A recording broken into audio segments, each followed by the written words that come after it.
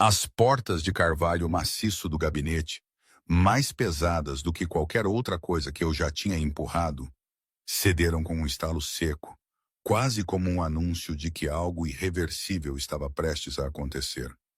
O cheiro a café acabado de fazer misturava-se com o aroma de limpeza a pinho, um contraste estranho para a batalha que me esperava.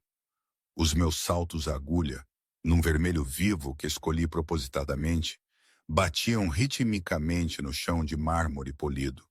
Um som que, na minha cabeça, ecoava como tambores de guerra. Lembro-me de ter respirado fundo, o tecido do meu vestido, um carmesim escuro que abraçava cada curva, roçando na minha pele, parecendo uma segunda pele, uma armadura que me dava a coragem que me faltou durante tanto tempo. Era a sala de reuniões B da Orion Global, no qual esse cego andar, e a vista de Lisboa estendia-se majestosa por trás das paredes de vidro. Ali, o Tejo parecia uma fita prateada sob o sol da manhã. Lembro-me de ter visto assim a minha cidade, a cidade que amo e que me viu crescer, e ter sentido uma onda de determinação.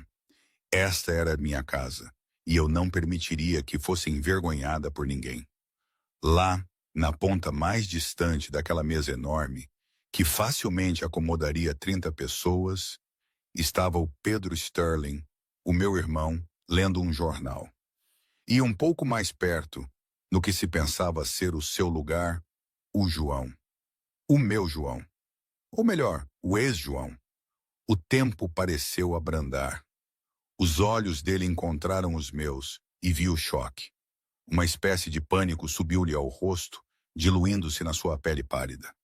Nem sei o que ele esperava, para ser sincera. Que eu aparecesse com os cabelos desgrenhados e um pijama. As suas sobrancelhas enrugaram-se e ele engoliu em seco. Eu simplesmente caminhei, o som dos meus sapatos ecoando.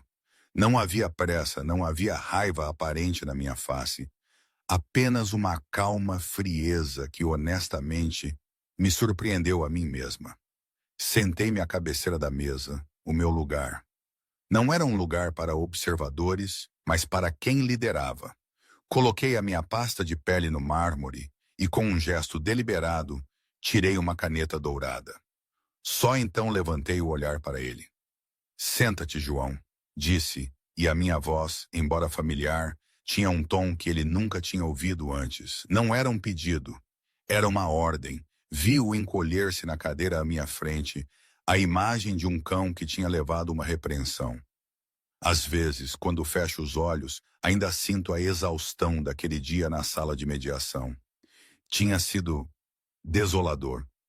Lembro-me do zumbido irritante das luzes fluorescentes, que parecia amplificar cada palavra de escárnio que saía da boca do João.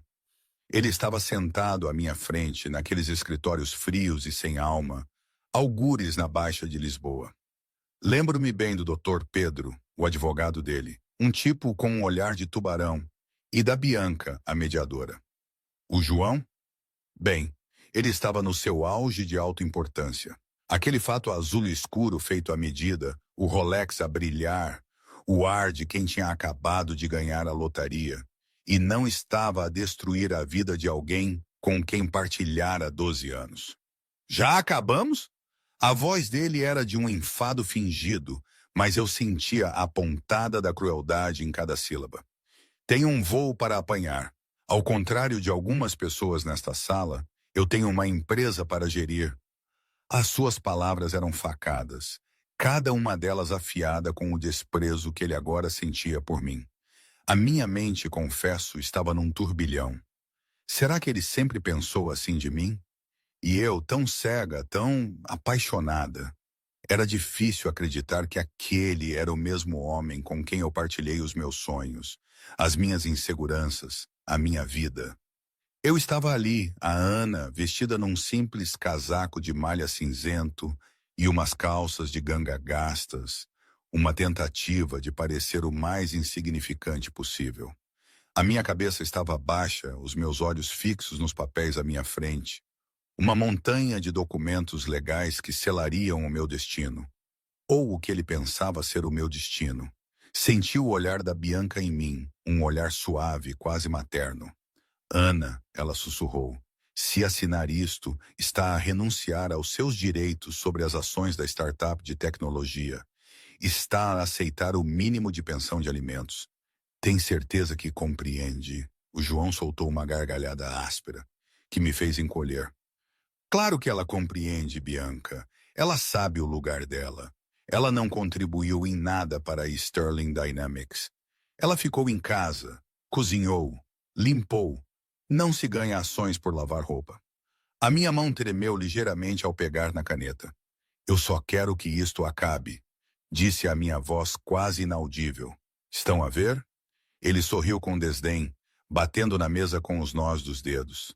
Ela é sensata, sabe que não pode lutar comigo.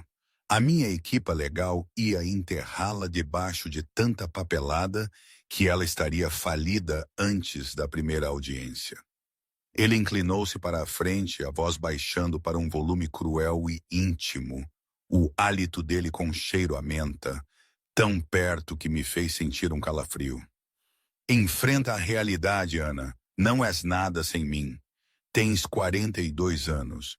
Não trabalhas num emprego a sério há uma década. E sejamos honestos, quem é que vai olhar para ti agora? Devias estar a agradecer-me pela pensão de alimentos que sou generoso o suficiente para te dar. Lembro-me de ter levantado a cabeça naquele momento, e por uma fração de segundo, houve algo nos meus olhos que ele não conseguiu decifrar. Não era medo, não era tristeza. Parecia quase pena, mas desapareceu tão depressa como surgiu. Baixei o olhar e assinei os papéis. Risca, risca! O som parecia ecoar no silêncio da sala. Pronto, disse, empurrando os papéis pela mesa.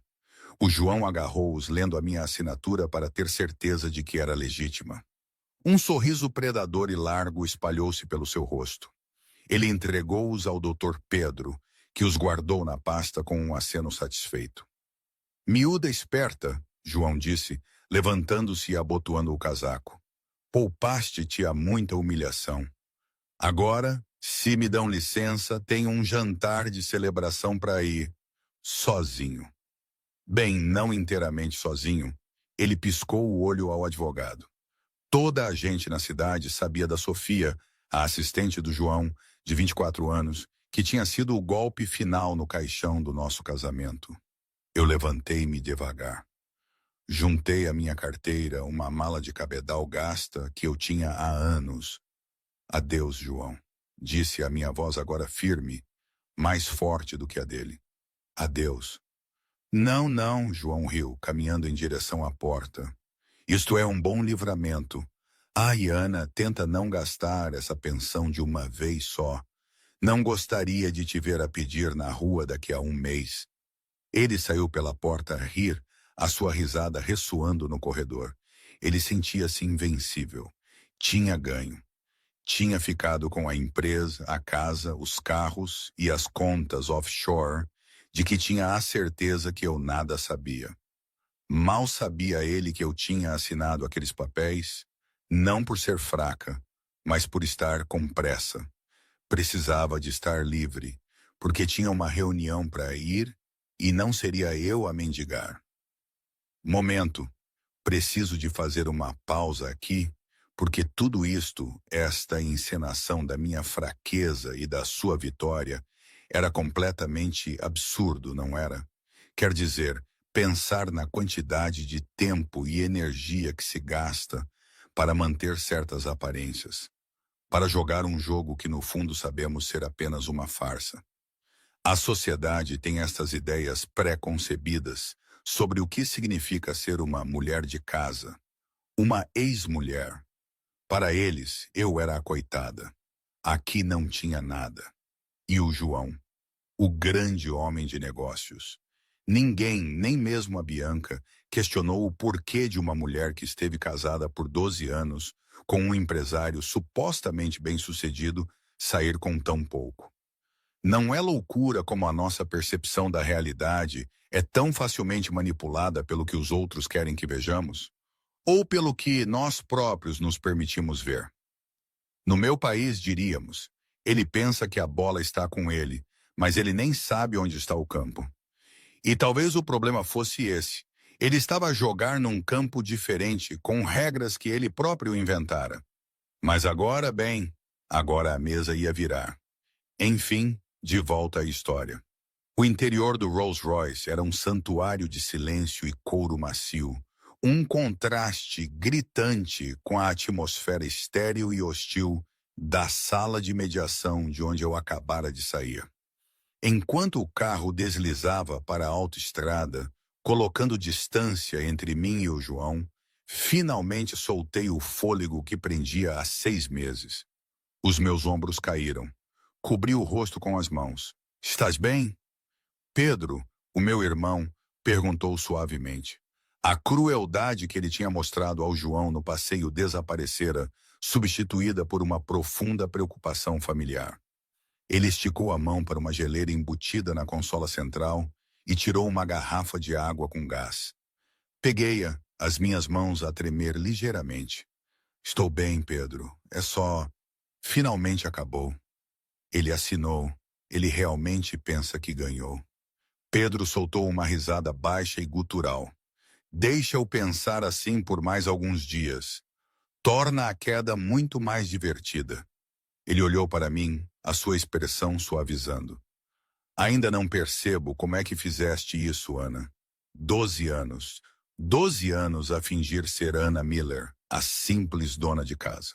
12 anos a deixar uma mediocridade como o João falar-te com desprezo, tratar-te como um acessório e contar tostões enquanto estava sentada em uma fortuna que poderia comprar a linhagem dele inteira.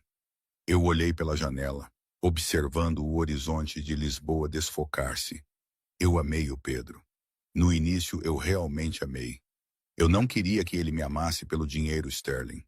Não queria que ele olhasse para mim como toda a gente, como uma conta bancária ambulante. Eu queria ser amada por mim. Pedro suspirou, abanando a cabeça. E então te tornaste Anna Miller. Usaste o apelido de solteira da mãe. Viveste naquela casa modesta em Cascais. Deixaste-o fazer o orçamento do teu dinheiro para o supermercado. Ele apertou o punho. Deus, quando vi as transcrições do que ele disse em tribunal, chamando-te de sanguessuga, quase comprei o prédio dele só para o despejar ali e naquele instante. Eu sei, eu disse suavemente, mas tinha de seguir o plano. Se ele soubesse quem eu realmente era, ele teria arrastado o divórcio por décadas. Teria lutado por metade do meu fundo fiduciário. Teria querido um lugar na administração da Orion Global. Virei-me para Pedro, os meus olhos endurecendo. Eu precisava que ele pensasse que eu estava na miséria.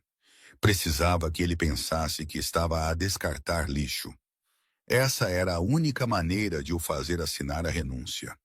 Ele renunciou a todos os direitos sobre quaisquer bens futuros ou ocultos que eu pudesse possuir. É inquestionável. Pedro sorriu, um brilho malicioso nos seus olhos. Inquestionável. O Dr. Pedro é um advogado barato, mas mesmo ele devia ter verificado os teus antecedentes mais profundamente do que um relatório de crédito. Nunca procuraram o fundo fiduciário porque assumiram que eras uma ninguém. Ele tocou no tablet no seu colo. Então, agora que estás oficialmente divorciada e a renúncia está arquivada, estás pronta para voltar ao mundo dos vivos? Endireitei-me. Ajeitei o meu casaco de malha, mas de repente parecia um disfarce que eu estava pronta para queimar.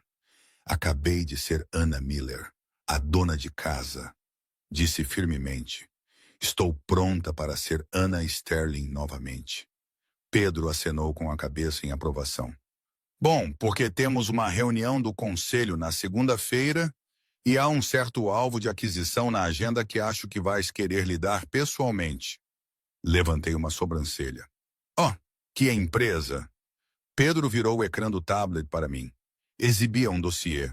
A foto no topo era de um edifício de escritórios elegante e moderno. O logótipo era familiar. Demasiado familiar. Sterling Dynamics, sussurrei. A empresa do João. Ele está sobrealavancado. Pedro explicou, a sua voz transformando-se no monótono frio de um titã dos negócios. Fez empréstimos maciços para expandir no ano passado, contando com um contrato com os militares que não obteve. Tem vindo a falsificar os livros para esconder as perdas de ti durante o divórcio, para não ter de dividir a dívida. Mas agora os bancos estão a ficar nervosos. Estão à procura de um comprador para assumir a dívida em troca de capital. Olhei para os números. Era uma bagunça. O João era um bom vendedor, mas um CEO terrível. Estava a sangrar dinheiro. Ele gabou-se de ter ficado com a empresa, eu disse, um pequeno e frio sorriso nos lábios. Ele disse ao juiz que era o trabalho da sua vida. E agora, Pedro disse, fechando a capa do tablet com um estalo. Vai ser teu. Não vamos apenas comprá-lo, Ana. Vamos executar uma aquisição hostil. E como és proprietária de 40% das ações com direito a voto da Orion Global, serás tu a assinar a ordem de compra. Olhei para as minhas mãos. O dedo anelar estava vazio. O peso do diamante que o João me dera, comprado com dinheiro que eu o tinha ajudado a poupar, tinha desaparecido. Ele disse-me que eu não era nada sem ele. Disse a minha voz baixando um tom. Disse-me que eu não conseguiria sobreviver no mundo real. Ele estava errado, Pedro disse. Sim, concordei. Olhei para o meu irmão. Leva-me à quinta. Preciso de me mudar. Não posso destruir o meu ex-marido a usar roupa da Zara. Ainda sinto o frio na espinha quando penso na semana seguinte. Não vi o João claro, mas eu sabia. Sabia que as ondas de choque do nosso divórcio iriam atingi-lo em cheio. Era uma sensação estranha, quase como ver um filme em câmara lenta, onde se sabe o que vai acontecer, mas a personagem na tela ainda está alheia. A minha equipa, a minha verdadeira equipa na Orion, estava a trabalhar a todo o vapor. Tínhamos os planos prontos há meses, talvez anos. Eu passava o dia a dia a coordenar, a falar com diretores, a tomar decisões que moldariam não só o destino da Sterling Dynamics, mas de toda uma parte do mercado. Mas mesmo no meio de tudo isso, havia momentos de silêncio, de profunda reflexão. Lembrava-me das primeiras vezes que o João e eu tínhamos falado sobre negócios, os sonhos dele de construir um império. Eu dava-lhes conselhos, fazia sugestões, conectava-o discretamente com pessoas que eu conhecia, usando a minha influência oculta. Na altura, eu acreditava nos seus sonhos, nos nossos sonhos. Não era para ter acabado assim. Esta retaliação, esta destruição total, não era o que eu queria, mas era o que ele escolheu. A crueldade dele no tribunal selou o destino, não só o meu, mas o dele também. Como é que se pode construir algo sobre as ruínas de uma traição tão profunda? Era um nó na minha garganta que nunca desaparecia. 2 horas depois daquele dia no meu gabinete, o João estava sentado na melhor mesa de O Fidalgo, um restaurante francês requintado em Lisboa, onde os empregados falavam melhor inglês do que muitos clientes, mas recusavam-se a usá-lo. À sua frente, Sofia, 24 anos, linda de uma forma que exigia muita manutenção, e no momento estava a percorrer o Instagram enquanto o João lhe servia uma taça de Dom Perignon.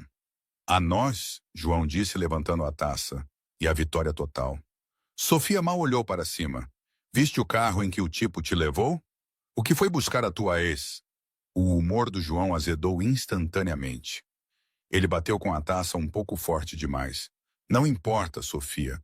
Provavelmente era um serviço de táxi. Ou talvez ela esteja a namorar um chauffeur. Quem se importa? Ela é o passado. Nós somos o futuro.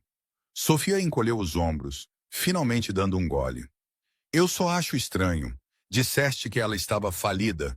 Pessoas falidas não são levadas em phantoms. Deixa isso, João retorquiu. Ele bebeu um gole longo, tentando afogar a memória do olhar frio do Pedro Sterling. Por que ele estava lá? A pergunta tinha o ruído durante toda a tarde. Talvez a Ana tivesse sido ama dos Sterling há anos. Talvez fosse uma prima distante de uma empregada. O seu telemóvel vibrou na toalha de mesa branca. João olhou para ele. Era do Ivan. Ivan era o maior cliente do João. A sua empresa de logística representava quase 60% das receitas da Sterling Dynamics. Se o Ivan espirrava, o João apanhava uma constipação. Tenho de atender, João disse, levantando um dedo para Sofia. Ele usou a sua voz charmosa de negócios. Ivan, meu amigo, estou a jantar a celebrar uma grande vitória legal. Mas para ti, eu tenho sempre tempo. Diz-me, estamos prontos para assinar a renovação do Q3? Houve um silêncio do outro lado. Um silêncio pesado e desconfortável. João, a voz do Ivan estava rouca, sem o seu tom jovial habitual. Não vamos renovar. João gelou. O ruído de fundo do restaurante, o tilintar dos talheres, o jazz suave pareciam desaparecer. Desculpa? João riu nervosamente. Ivan, estás a brincar. Estás conosco há 5 anos. A nossa integração é perfeita. Não pode simplesmente mudar de fornecedor da noite para o dia. Não estamos a mudar para qualquer um, Ivan disse. Recebemos uma diretiva. Estamos a transferir a nossa logística para uma subsidiária da Orion Global. João sentiu o sangue sumir do rosto. Orion Global, a empresa de Pedro Sterling. Orion? João gaguejou. Ivan, ouve-me. Eles são um conglomerado enorme. Eles não se importam contigo como eu me importo. Posso baixar as minhas tarifas. Posso... Não é uma questão de tarifas, João. Ivan cortou. Recebi um telefonema do vice-presidente da Orion hoje. Eles foram muito claros. Se eu fizer negócios com a Sterling Dynamics, a Orion retira o financiamento dos meus projetos de construção na Europa. Deram-me uma escolha. Tu ou todo o meu império comercial. A boca do João abriu e fechou como a de um peixe. Isso é ilegal. Isso é anticoncorrencial. Eles não podem fazer isso. Eles podem, e fizeram, Ivan disse. Lamento, João, com efeito imediato. O nosso contrato é nulo. Não me ligues mais. Um clique seco. João ficou a olhar para o telemóvel. A sua mão tremia tanto que quase o deixou cair na sua sopa. O que se passa? Sofia perguntou, parecendo irritada por a atenção ter desviado dela. O cartão foi recusado ou algo assim? Cala-te, João sussurrou. Desculpa? Os olhos de Sofia lhe arregalaram-se. Eu disse cala-te, João sibilou. Acabei de perder a conta do Ivan. Isso são 3 milhões de euros por ano. Sumiu. Ele passou a mão pelo cabelo, desorganizando o gel perfeito. Isso não faz sentido. Por que é que a Orion Global se importaria com uma empresa de logística de médio porte em Lisboa? Por que é que o Pedro Sterling me atacaria? Então a imagem brilhou na sua mente. O passeio, o Rolls Royce, a Ana a entrar no carro. Este é o ex-marido? Pedro perguntou. Eu sei quem tu és, João. Não, João murmurou. Não, isso é impossível. Ela é uma dona de casa. Ela usa cupons. Ela compra cereais genéricos. Ela não pode conhecer pessoas assim. O seu telemóvel vibrou novamente. Depois, mais uma vez, e uma terceira vez, ele olhou para o ecrã. Chamada perdida. Banco Capital, Departamento de Empréstimos Comerciais, e-mail. Aviso urgente de revisão de linha de crédito. Mensagem do gerente de operações. Chefe, o acesso ao servidor acabou de ser revogado pelo fornecedor do software. Dizem que a licença expirou. Era uma avalanche, não era só o Ivan, era tudo. João, estás a assustar-me, Sofia disse, parecendo realmente preocupada agora. Ou talvez preocupada que a sua fonte de dinheiro estivesse a hiperventilar. João levantou-se abruptamente, derrubando a cadeira. O restaurante inteiro virou-se para olhar. Temos de ir, disse. Mas nem sequer pedimos o prato principal, Sofia lamentou. Não me importo com o maldito prato principal, João gritou, atirando uma quantia considerável de dinheiro sobre a mesa. Preciso de ir ao escritório. Algo está a acontecer. Alguém está a atacar a minha empresa. Ele agarrou o braço de Sofia, talvez um pouco bruscamente, e puxou-a para a saída. Enquanto esperava que o manobrista trouxesse o seu carro, um Mercedes que de repente parecia muito pequeno em comparação com um Rolls-Royce, João tirou o telemóvel e discou o único número que pensava que o podia salvar. Ele discou para Ana. Foi direto para o voicemail, mas a mensagem de saudação do voicemail tinha mudado. Em vez da voz hesitante e suave de Ana a dizer "Olá", contactou a Ana, "Deixe uma mensagem". Era uma gravação automática, nítida e profissional. Chegou à linha privada de Ana Sterling, diretora executiva. Por favor, direcione todas as questões de negócios para o meu assistente na sede da Orion Global. Adeus. João deixou cair o telemóvel. Ele caiu na calçada, rachando o ecrã. Sterling, sussurrou. Ana Sterling. O manobrista parou o Mercedes. Senhor, o seu carro. João não se moveu. Sentiu como se o chão estivesse a abrir-se sob os seus pés. Passara 12 anos a ridicularizar a sua mulher por ser uma ninguém. Passara 6 meses de processos de divórcio a esconder bens de uma mulher que pensava ser demasiado estúpida para os encontrar. Mas ela não era Ana Miller, ela era Ana Sterling, e ele acabara de declarar guerra a uma deusa. No dia seguinte, o sol nasceu sobre a cidade, lançando uma luz dourada sobre os arranha-céus. Mas dentro dos escritórios da Sterling Dynamics, o ambiente era de breu total. João saiu do elevador às 8h em ponto, parecendo um homem que não dormia há uma semana. A sua gravata estava ligeiramente torta e havia olheiras escuras sob os seus olhos. Ele esperava ver a sua equipa de vendas ao telefone, a trabalhar afincadamente para substituir a conta do Ivan. Em vez disso, viu caixas. "O que se passa aqui?" João gritou, a sua voz ecoando pelo escritório de plano aberto. "Por que não estão a trabalhar? Por que estão a fazer as malas?" O seu VP de operações, um homem leal chamado Tomé, que estava com ele desde o início, aproximou-se. Tomé estava pálido. "Não podemos trabalhar, João. O sistema está embaixo. Tudo. E-mail, CRM, folha de pagamentos. Estamos bloqueados." "Liga para eles. Arruma isto." João gritou. "Ligamos", Tomé disse baixinho. "A empresa de alojamento de servidores rescindiu o nosso contrato à meia-noite. Violação dos termos de pagamento. Eles apagaram o acesso à nuvem." "Violação de pagamento? Paguei-os no mês passado." "Pagou-os com a linha de crédito do Banco Capital." Tomé corrigiu-o. "O pagamento foi rejeitado esta manhã. O Banco Capital congelou todas as nossas contas às 9h01 da manhã." João sentiu a sala girar. Ele tropeçou de volta para o seu gabinete com paredes de vidro, o santuário onde normalmente se sentia como um rei. Mas sentado na sua cadeira não estava a sua secretária. Era uma mulher de fato cinzento. Tinha uma pasta na sua mesa. "Quem é você?" João exigiu, irrompendo. "Saia da minha cadeira." A mulher não se levantou. Ela ajustou os óculos e olhou para um documento. "Senhor Sterling, sou consultora especializada do Banco Capital. Estou aqui para lhe entregar uma notificação de incumprimento." "Incumprimento? Eu não estou em incumprimento." João bateu com a mão na mesa. "Tenho 30 dias para regularizar qualquer pagamento em falta."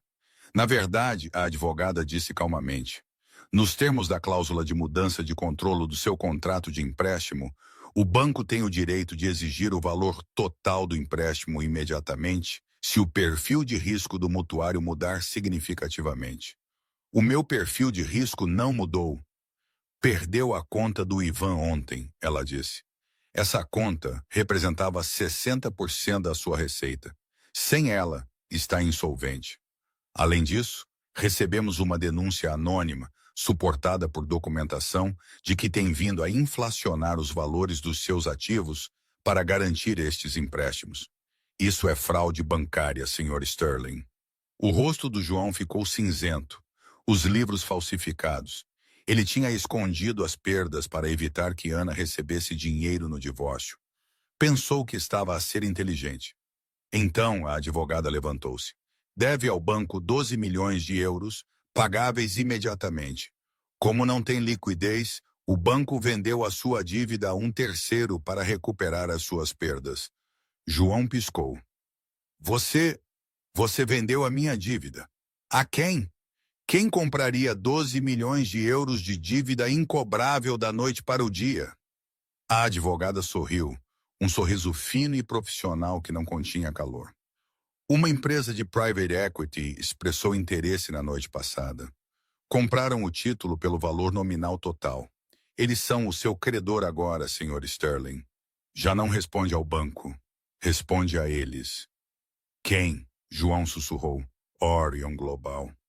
O nome atingiu-o como um golpe físico. Orion. Pedro Sterling. João desabou no sofá de couro do seu escritório. Foi um ataque coordenado. Foi um massacre. Eles tinham tirado os seus clientes, congelado o seu dinheiro, e agora eram donos da sua dívida. Podiam executar a empresa até a hora do almoço. Tirou o telemóvel. Tinha de ligar para Ana. Tinha de implorar. Se ela era realmente uma Sterling, talvez tivesse misericórdia. Talvez ainda tivesse aquele coração mole explorado durante 12 anos. Ele discou e foi direto para o voicemail. Chegou a Ana Sterling, diretora executiva. Ele desligou. Não podia fazer isso por telefone. Tinha de ir lá. Tinha de olhá-la nos olhos. Ele faria de vítima. Ele lembrá-la-ia dos seus votos de casamento. Lembrá-la-ia do cão que adotaram. Diria qualquer coisa, faria qualquer coisa para parar a hemorragia. Tomé! João gritou para o seu VP aterrorizado. Cancela as minhas reuniões. Vou para Orion Global. João, Tomé disse apontando para o ecrã da televisão no átrio. Talvez queira ver isto. João olhou para a televisão montada na parede. Estava sintonizada na TVI. A manchete a percorrer a parte inferior dizia: Última hora. Pedro Sterling anuncia nova liderança para a divisão de tecnologia da Orion Global. Ações disparam 15%. E lá no ecrã estava uma foto. Era a Ana. Mas não era a Ana que ele conhecia. Não era a mulher com o avental manchado. Esta mulher usava um fato branco imponente. O cabelo penteado num corte moderno e nítido. A olhar para a câmara com uma confiança que o aterrorizava. A legenda dizia: Ana Sterling regressa ao império familiar após sabática de uma década. João ficou a olhar para o ecrã. A mulher que ele tinha chamado de inútil ontem estava a ser notícia nacional. Ele agarrou o casaco e correu para o elevador. Ele ia entrar na Toca do Leão. A sede da Orion Global era uma fortaleza de vidro e aço que perfurava as nuvens. Só o átrio era maior do que todo o edifício do escritório do João. João aproximou-se da recepção a suar profusamente. Ele tinha sido forçado a apanhar um táxi porque o seu cartão da empresa foi recusado no parque de estacionamento. Estou aqui para ver o Pedro Sterling, João ofegou. É uma emergência. Sou o João Sterling. Digam-lhe que é sobre a aquisição. O recepcionista, um jovem com um headset, nem sequer olhou para cima. Tem marcação? Não, Olhe, é só ligar. Diga-lhe que o seu cunhado está aqui. O recepcionista fez uma pausa. Ele olhou para o seu ecrã, depois para o João com uma expressão confusa. O Sr. Sterling não tem um cunhado. A irmã dele está divorciada. O arquivo diz que o ex-marido é uma entidade hostil. João estremeceu. Entidade hostil. É só ligar. João bateu com a mão na mesa de mármore. Os seguranças perto dos elevadores deram um passo em frente. O recepcionista suspirou e digitou algo. O gabinete da Sra. Sterling autorizou a sua entrada. Quaresquesto andar, sala de reuniões B. Sra. Sterling, não Pedro. João engoliu em seco. Endireitou a gravata, tentando recuperar alguma semelhança da arrogância que o tinha alimentado por tanto tempo. Eu consigo lidar com a Ana, disse a si mesmo. Ela é fraca. Ela sempre cede quando eu levanto a voz. A viagem de elevador pareceu durar horas. Quando as portas se abriram, ele foi recebido pelo silêncio da riqueza extrema. Os tapetes eram grossos, a arte nas paredes era original, e o ar cheirava a café expresso caro. Ele entrou na sala de reuniões B. Era uma sala enorme com uma mesa que podia sentar 30 pessoas. A vista por trás das paredes de vidro era panorâmica. A cidade inteira estendia-se abaixo deles. Na ponta mais distante da mesa estava Pedro Sterling. Ele estava a ler um jornal. João apressou-se. Pedro, senhor Sterling, graças a Deus. Olhe, houve um terrível mal-entendido. O senhor comprou a minha dívida. Isso é agressivo.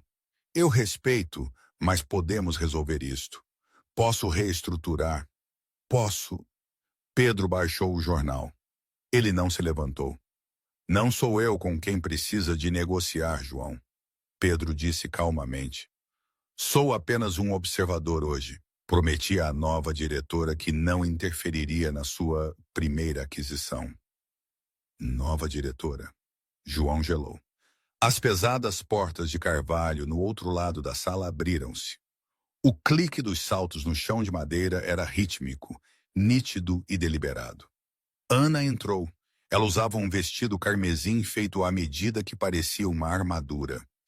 No seu pulso havia um relógio Patek Philippe. A sua postura era perfeita. Ela não parecia cansada. Não parecia triste. Ela parecia poderosa. Ela passou pelo João sem olhar para ele e sentou-se à cabeceira da mesa. Abriu uma pasta de couro e colocou uma caneta dourada ao lado dela. Só então ela olhou para cima. Senta-te, João, ela disse. A voz era familiar, mas o tom era novo. Não era um pedido, era uma ordem. João afundou-se na cadeira à sua frente. Ele sentia-se pequeno. Ana, começou, fazendo a sua melhor cara de cachorrinho. Querida, olha para ti. Estás incrível. Eu sempre soube que tinhas isto em ti. Ana não pestanejou. Disseste ao juiz há 3 dias que eu era, cito, uma sanguessuga preguiçosa que carecia de capacidade intelectual para entender negócios. Disseste ao meu advogado que eu estaria na miséria dentro de um mês sem a tua caridade. Eu estava zangado, João implorou. Os advogados fazem-nos dizer coisas. É um jogo, Ana. Sabes que eu não quis dizer aquilo. Tivemos 12 anos juntos. Isso não significa nada? Significa tudo, Ana disse. Significa que tenho 12 anos de dados sobre exatamente como operam.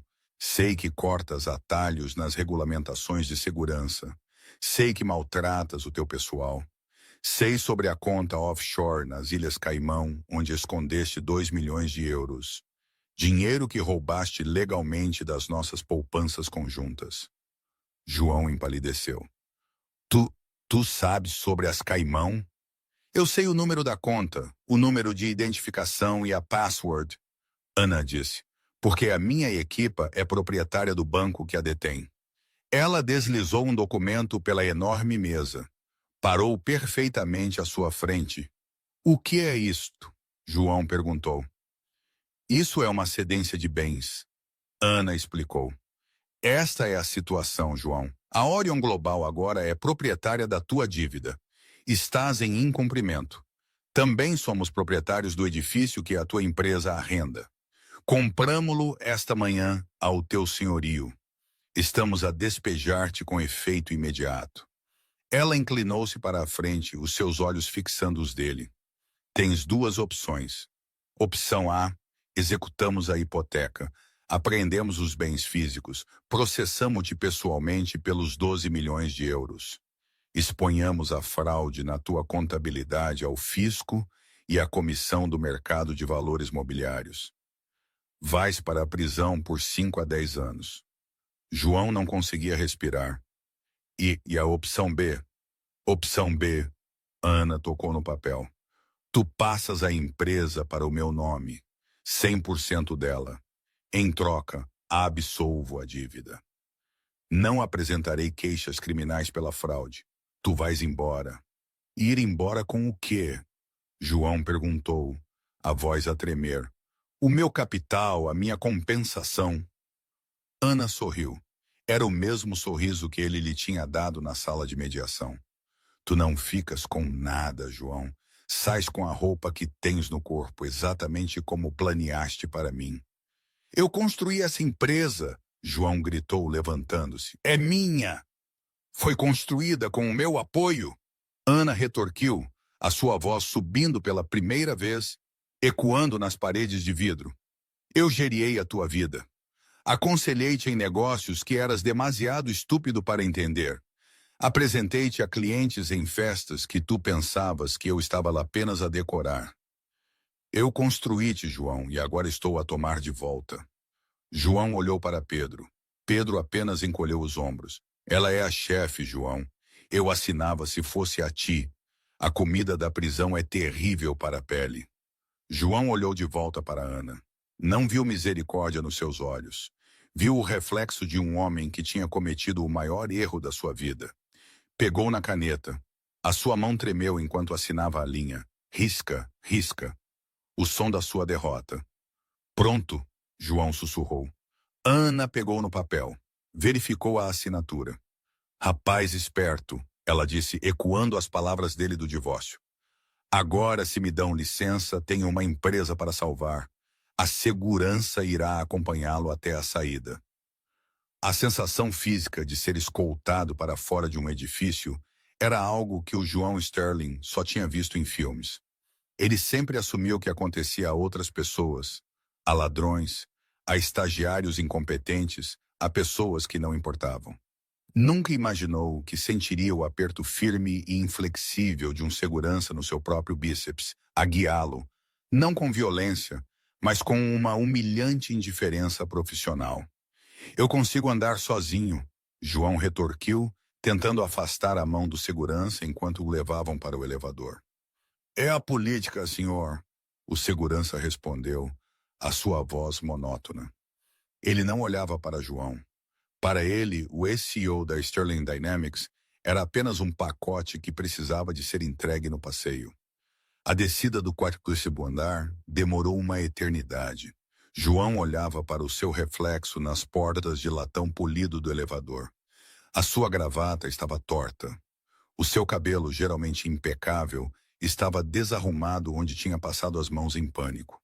Parecia maníaco, parecia desesperado. Parecia exatamente o que era, um homem que tinha perdido tudo no espaço de uma única manhã. Quando a porta se abriu no átrio, a humilhação aprofundou-se. Não era apenas o átrio da Orion Global. Era um centro movimentado para a elite da cidade. E ali, perto da recepção, estava um grupo dos seus próprios funcionários, a sua antiga equipa de vendas. Eles seguravam novos crachás de visitante, olhando para o enorme átrio com olhos arregalados e excitados. Tinham sido convocados para uma orientação com a nova administração. João endireitou instintivamente a coluna. Abriu a boca para ladrar uma ordem, para lhes dizer para voltarem ao escritório. Mas as palavras morreram na sua garganta. Eles viram-no. A conversa entre a equipa de vendas parou. 6 pares de olhos fixaram-no. João esperou que eles corressem para perguntar o que se passava, para oferecer ajuda. Ele era o seu líder. Ele tinha-os contratado, mas ninguém se moveu. Em vez disso, ele viu algo que o magoou mais do que qualquer insulto. Ele viu pena. Um dos associados, Júnior, um miúdo que João tinha repreendido na semana passada por um erro de digitação, olhou para os seguranças a flanquear João, depois olhou para os seus sapatos, afastando-se desajeitadamente. Os outros viraram as costas, fingindo estudar as obras de arte nas paredes. Eles estavam a distanciar-se do navio a afundar. Por aqui, senhor, o guarda disse, empurrando-o para as portas giratórias. A transição do ar climatizado com o aroma de jasmim da Torre Orion para o vento cortante da rua de Lisboa foi um choque físico. O guarda entregou-lhe uma pequena caixa de cartão branca. Os seus efeitos pessoais do escritório, Sr. Sterling. O resto será enviado por correio para a sua residência, assumindo que ainda tem acesso à residência em arquivo. O guarda virou-se e entrou novamente, deixando João sozinho no frio asfalto. João olhou para a caixa. Era pateticamente leve. Ele levantou a tampa. Lá dentro, chocalhando como trocos, estavam 3 itens.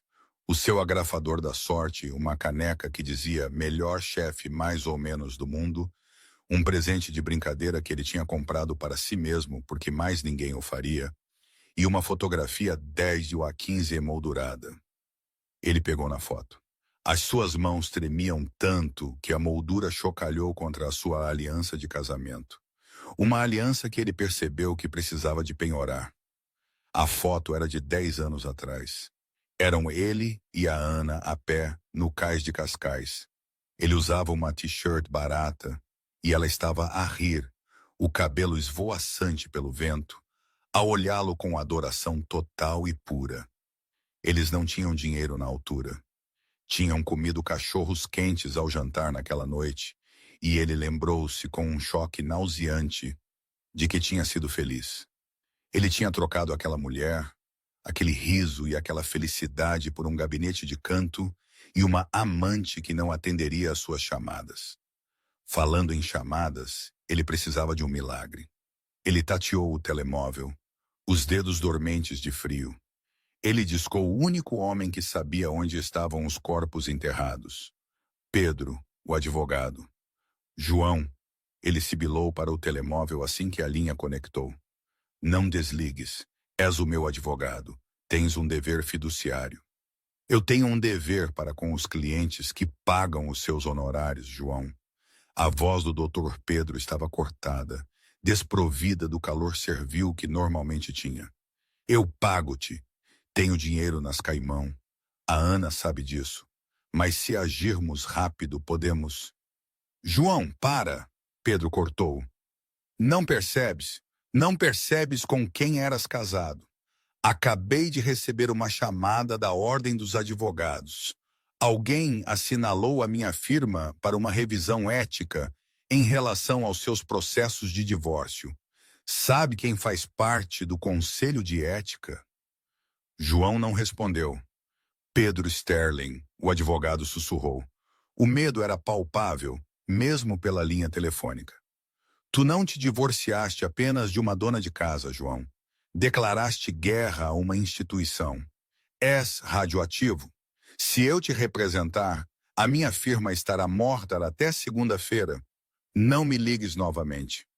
A linha ficou muda. João baixou o telemóvel. Sentia-se atordoado. O ruído da cidade, as buzinas dos táxis, as brocas das obras, o burburinho dos peões pareciam fundir-se num rugido ensurdecedor. Ele tropeçou para trás, encostando-se à pedra fria do edifício para se apoiar. Ele estava à espera de um Uber que não podia pagar, esperando que o cartão de crédito ligado à conta ainda não tivesse sido cancelado. Quando as pesadas portas de vidro do edifício se abriram novamente, um silêncio pareceu cair sobre o passeio. Até os porteiros se endireitaram. Ana saiu. Ela não estava sozinha. Estava ladeada por Tomé, o seu antigo VP, e 2 outros executivos da Sterling Dynamics. Mas a dinâmica tinha mudado completamente. No passado, Tomé andava atrás de João, carregando os seus ficheiros, a cabeça baixa em submissão. Agora Tomé andava ao lado de Ana, gesticulando animadamente a rir de algo que ela dizia. Ana parecia radiante.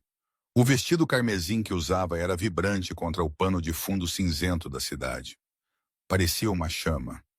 Ela movia-se com um propósito e uma graça que João nunca tinha visto na cozinha deles.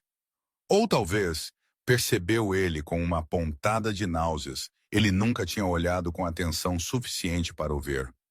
Ela parou no fundo das escadas, apertando o casaco mais firmemente à volta de si. Disse algo a Tomé, colocando uma mão reconfortante no ombro dele. Tomé sorriu, parecendo mais motivado em 10 segundos da sua presença do que em 10 anos da gestão de João. Então ela virou-se. Os seus olhos encontraram-no imediatamente. Não houve busca, não houve hesitação. Ela sabia exatamente onde ele estaria. Ela disse algumas palavras aos executivos, dispensando-os. Eles afastaram-se, lançando olhares cautelosos para João, mas sabendo que era melhor não interferir. Ana caminhou até ele. O clique dos seus saltos no pavimento soou como o tic-tac de um relógio a contar os segundos da sua vida. Ainda estás aqui, ela disse. Não era uma pergunta. A sua voz estava calma, desprovida da acutilância que ele sempre a tinha acusado de ter durante as discussões. Era a voz de uma mulher que não tinha mais nada a provar. Estou à espera de um carro, João mentiu. Tentou endireitar o casaco para salvar alguma dignidade. O meu motorista atrasou-se. Não há motorista, João. Ana disse suavemente. Ela olhou para a caixa de cartão nas suas mãos. Assim como não há empresa, assim como não há Sofia. João estremeceu ao ouvir o nome. Tu sabes. Eu sei que ela publicou uma foto de um iate em Miami há 20 minutos. Ana disse, um pequeno e triste sorriso nos lábios. Marcando um promotor de criptomoedas de 22 anos. Tu foste um trampolim, João. E quando deixaste de ser chão sólido, ela saiu. Eu fiz isso por nós. João soltou, a mentira a ter um gosto a cinza na sua boca. Eu queria construir um império para nós. Não, Ana abanou a cabeça lentamente. Tu querias uma audiência. Não querias um parceiro, João. Querias um fã. Querias alguém para aplaudir quando compravas os carros e alguém para chutar quando os negócios corriam mal. Eu era o teu saco de pancada emocional. Ela aproximou-se, os seus olhos procurando o rosto dele, procurando o homem que ela tinha amado um dia. Eu estava disposta a dar-te tudo, sussurrou. Quando começamos o divórcio, eu disse ao Pedro que não queria magoar-te. Ia deixar-te ficar com a empresa. Ia deixar-te ficar com o dinheiro. Tudo o que eu queria era um pedido de desculpas. Apenas um momento em que admitisses que eu contribuí para o teu sucesso. João sentiu as lágrimas a picarem os olhos. Lágrimas de frustração, de raiva, de perda. Eu trabalhei muito. Nós trabalhamos muito, ela corrigiu. Mas naquela sala de mediação, quando me ridicularizaste, quando me chamaste de sanguessuga, tu quebraste o último fio, João. Mostraste-me que não apenas deixaste de me amar, tu desprezavas-me. E não se pode construir um futuro com um homem que nos despreza. Um ronco baixo interrompeu-os. Um Aston Martin Vanquish prateado parou no passeio. O seu motor a ronronar com potência contida. A janela abriu-se, revelando um homem com olhos gentis e uma mandíbula que falava de dinheiro antigo e boa educação. Pronta, Ana? O homem perguntou. Ele não olhou para João com raiva ou julgamento. Olhou para ele com indiferença. João era apenas um obstáculo no passeio, um pedaço de lixo a ser contornado. Um segundo, Miguel, Ana disse. Ela enfiou a mão na mala. O coração de João deu um salto. Ela ia dar-lhe um cheque, uma chave para um apartamento, alguma tábua de salvação para o salvar do abismo. Ela tirou uma pequena bolsa de veludo. Abriu a mão de João, colocou a bolsa na palma da sua mão e fechou-lhe os dedos. O que é isto? João perguntou, a voz a tremer. Os brincos de diamante que me deste no nosso 10º aniversário. Ela disse. Mandei avaliá-los. São zircônias.